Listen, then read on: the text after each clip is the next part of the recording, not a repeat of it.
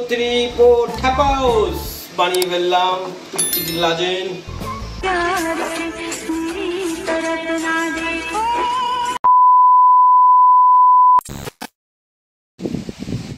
বৃষ্টি বৃষ্টি বৃষ্টি এসেছে। ওহ কি শান্তি বাবা। পরে এলো বৃষ্টি। হ্যালো বন্ধুরা, আমি শ্রাবণী চলে আসলাম আজকে নতুন আরো একটা ব্লগ নিয়ে। এখন ব্লগ মানে করবো এরকম কোনো সিদ্ধান্ত নিয়েছিলাম না, কিন্তু আকাশে মেঘ দেখে চলে আসলাম ছাদের উপরে। ভাবলাম তোমাদের সঙ্গেও এটারই একটা ব্লগ বানিয়ে পোস্ট করি।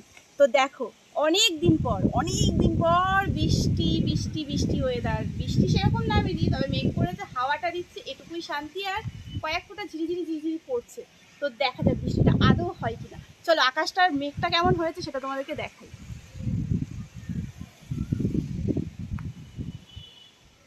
এখন আমি শুধু অপেক্ষায় আছি কখন বেশ ঝমঝমিয়ে বৃষ্টি নামবে আর আমি তাতে একটু স্নান করব। ও আর পাচ্ছি না, গায়ে র্যাশ ম্যাশ বেরিয়ে গেছে, খুব বাজে পরিস্থিতি, এত বেশি গরম। আচ্ছা তোর ব্যাপারটা কি বলতো? হ্যাঁ তুই তো বাসা তো বেঁধেই যাচ্ছিস।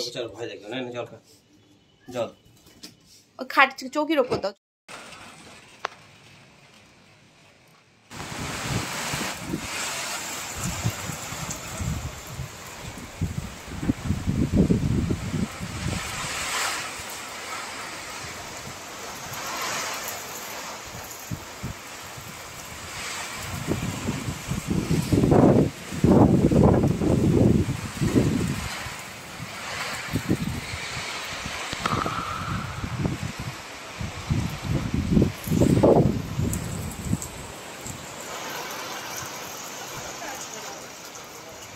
এক টানা গরমের পর আজকে বেশ বৃষ্টি ভেজা বিকেল আর বেশ ঠান্ডা ঠান্ডা একটা আমেজ।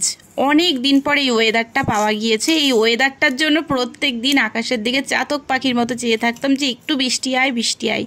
মেঘ করতো কিন্তু মেঘ কেটে যেত, বৃষ্টি নামার কোনো নাম ছিল না। তো যাই হোক, অবশেষে আজকে অনেক দিন পর বেশ ঠান্ডা ঠান্ডা ওয়েদার পাওয়া গেল। আর এই ঠান্ডা ঠান্ডা আমেজে আমার বরের আবার ইচ্ছা হয়েছে একটুখানি তেলে ভাজা মুখরোচক কিছু খাবে আর কি। তো আমাকে প্রথম বলেছিল, আমি বলেছি না এখন না, আমি আর একটু সন্ধ্যার দিকে বানাবো। এখন ওই 3টে 3:30 মতো বাজে। তো ওরা তর্স হইল না, নিজেই বানাতে চলে আসলো। তো দেখতেই পেলে পেঁয়াজগুলো কেটে নেওয়ার পর দিয়ে দিল বাটির মধ্যে একটু লবণ আর কর্নফ্লাওয়ার, আর এখন দিয়ে দিচ্ছে বেসন। তো বেসনটা আমাকে দেওয়ার সময় একটু জিজ্ঞাসা করলো যে আর একটু দেবে কি না। আমি বললাম একটা পেঁয়াজে যেহেতু অল্প একটুই দাও। আর এইদিকে দেখো কাণ্ড, এগুলোর মধ্যে দিয়ে দিল একটা ডিম, গোটা ডিম ফাটিয়ে দিয়ে দিল। এবার ভালো করে ফেটিয়ে নিচ্ছে কর্নফ্লাওয়ার আর বেসনের সঙ্গে ডিমটাকে। তো কি বানাবে আমি চিন্তায় আছি, তবে যেটাই বানাক খেতে কিন্তু ভালো হয়। ওর নতুন নতুন রান্না মাথা থেকে বেরোয়, বেশ মাঝে মাঝেই বানাই, কিন্তু তোমাদের সঙ্গে শেয়ার করা হয়নি কখনো, তবে এবার থেকে করব।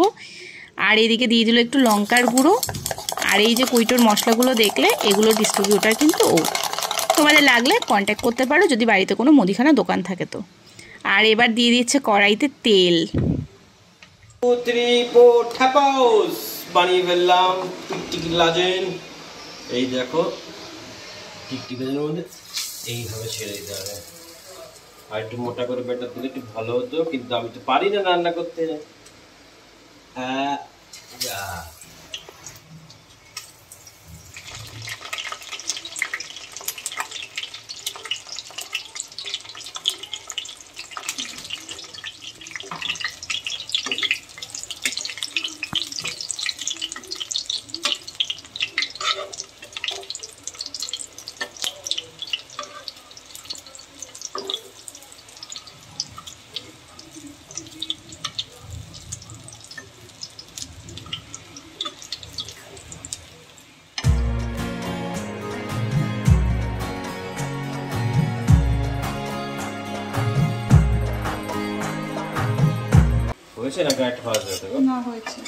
দেখে কিন্তু বেশ লাগছে, আর গন্ধটাও কিন্তু দারুণ বেরিয়েছে।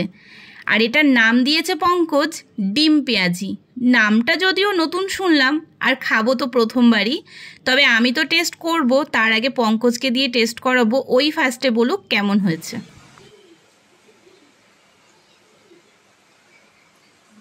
ভালো হয়েছে।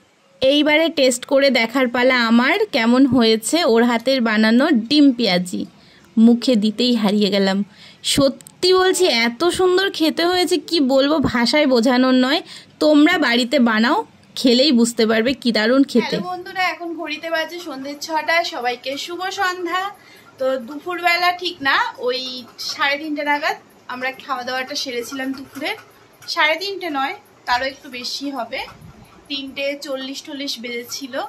কারণ বৃষ্টি পড়ছিল, বৃষ্টি জলে স্নান করেছিলাম। তারপরে আর কি নিচে আসলাম। তারপর পঙ্কজ বলল যে, দেখলেই তোমরা ভিডিওতে ও কি বানিয়েছিল ডিম দিয়ে আর পেঁয়াজ দিয়ে। তো ডিম পেঁয়াজি আর কি, ওর কথায়, মানে ওর এটা মন থেকে আনা রেসিপি, আরও বানিয়েছে। আর খেতে সত্যি খুব খুব খুব টেস্ট হয়েছিল, জানো তো। তো এই খাওয়া দাওয়া সেরে, যেহেতু আজকে অনেক দিন পর ওয়েদারটা খুব সুন্দর ঠান্ডা ছিল, তো আমি ঘুমিয়ে পড়েছিলাম।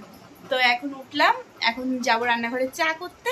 তো চলো এখন থেকে আবার রাত অবধি দেখতে থাকো ব্লগ। রান্নাঘরে এসে চায়ের জল বসিয়ে দিয়েছিলাম। চায়ের জল টকবকিয়ে ফুটে উঠলে তারপরে দিয়ে দিচ্ছি চিনি। 4 চামচ পরিমাণ চিনি দিলাম। চিনিটা একটু বেশিই দিলাম, তার কারণ যেহেতু লেবু চা, মানে পঙ্কজ আর বাবা মা খাবে লেবু চা, তো যে কারণে মিষ্টিটা একটু বেশি দিতে হয়। তো তারপরে চা পাতা দিয়ে দিলাম, আর একটু ফুটবে, এরপর নামিয়ে ছেঁকে কাপে কাপে আর কি ওনাদেরকে দিয়ে দেবো, সঙ্গে পঙ্কজকেও দেবো। আর চলো চা এবার নামানোর পালা। তো নামিয়ে নিয়ে এই চা পাতাতেই আমার জন্য চা বসিয়ে দিচ্ছি। আমার আজকে এই ঠান্ডা ঠান্ডা ওয়েদারে একটু দুধ চা খেতে ইচ্ছে করলো, যে কারণে ওই চা পাতার মধ্যেই আর কি আমি একটু দুধ ঢেলে দিলাম। আর চিনি দেবো না, কারণ আমি মিষ্টি একদম চায়ে পছন্দ করি না। আমার না হলেই ভালো হয়, কিন্তু চা পাতার মধ্যে যেহেতু চিনিটা রয়েই গেছে, তো মিষ্টি মিষ্টি হয়ে যাবে যেটুকু লাগবে। চা পর্বটা সেরে তারপরে টুকিটাকি কিছু কাজকর্ম ছিল, সেগুলো সেরে নিয়ে তারপর চলে গিয়েছিলাম আবারও রান্নাঘরে। বাবার জন্য 2টো গোলা রুটি আর মায়ের জন্য আলু দিয়ে গোবিন্দভোগ চালের ফেনা ভাত বানিয়েছিলাম। যেহেতু মায়ের কদিন ধরে জ্বর, কিছুই খেতে পারছে না, তাই ঘি দিয়ে ওটাই দিয়েছিলাম। মা খুব তৃপ্তি করেই খেয়েছে।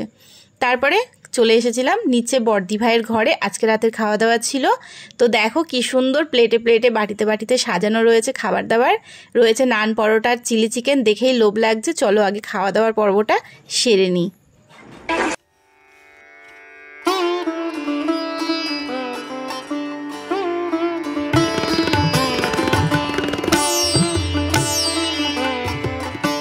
বর্দি ভাই বেশ অনেক কিছুই আয়োজন করেছিল। ডিমের ডেভিল নিজের হাতে বানিয়েছিল, তারপরে ছিল নান, পরোটা, চিলি চিকেন, পান্তুয়া, স্প্রাইট।